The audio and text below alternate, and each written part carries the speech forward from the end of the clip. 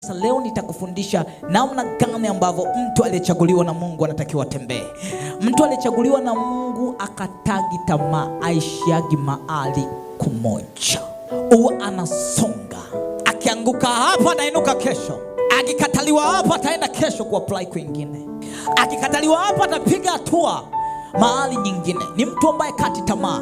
Tatizo letu, tuko na watu leo ambao wanakata tamaa kiurahisi sana, na unakuta baadhi yao ndio tunakuwa na kizazi ambacho tunakipoteza, kizazi ambacho kinategemea kipate baraka ndani ya siku mbili, kizazi ambacho akitaki process, akitaki kuvumilia mchakato wowote wa kiungu. Bwana Yesu asifiwe. Ndio unakuta unahangaika mtandaoni kusachi namna kupata utajiri kwa siku 5, kwa mwaka mmoja, namna kupata utajiri kwa miezi 2. Na uangalie matajiri wote ni watu wazima. Matajiri wote watu wakubwa ni watu ambao wamefikia lika fulani. Kwa timizo wamekaa kwenye process kwa muda fulani. Ndio unakuwa vijana hao wanajiingiza kwenye madawa ya kulevya. Wanajiingiza kwenye vitu vya ovyo na vya hatari. Ni kwa sababu gani hawajafundishwa maisha ya mchakato ya kutembea na Mungu, ya kuamini kuna baraka, ya kuamini katika kukata tamaa, kusikati tamaa kwa namna yoyote ile, lakini sikubaliani na njia yoyote isiyokuwa sahihi. Kwa nini mtoto asipofundishwa kwa wewe ni umechaguliwa, asipoelewa baadhi ya kanuni, unaweza kumpoteza kwa kitu kidogo sana sana. Umechaguliwa kwa Mungu, anakupitisha kwenye mchakato.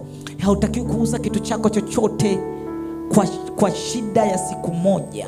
Tunamuona Esau anauza uzaliwa wake wa kwanza, kitu kikubwa ndani ya Israeli, kwa chakula cha mlo mmoja, na chakula chenyewe alichokuwa nakitaka ni chakula cha dengu. Kwa kuna watu wameuza vitu vyao kwa sababu ya kitu ya shida ya siku moja. Nataka nikutazamisha baadhi ya vitu ambavyo viko kwenye ulimwengu wa roho na mambo yanayoendelea kwenye ulimwengu wa roho. Kwa nini ukae kwenye process? Wewe ni mtu ambaye Mungu amekuchagua kwa hatua moja ama hatua nyingine. Uvumilivu, kutokukata tamaa ni hatua ya kwanza, kitu ambacho Mungu anaweza kaeka ndani ya kwako ili uweze kuvumilia, ili uweze kukomaa katikati ya vita, zikuchenge katikati ya vita, zikupe hatua. Mara zote namshukuru Mungu sana. Na Mungu nashukuru kwa sababu nilivyoanzaga, kuna namna ambavyo nilianza, na nilivyoanza sikuwa na hekima kama nilionayo leo. Nilikuwa na upendo kupitiliza.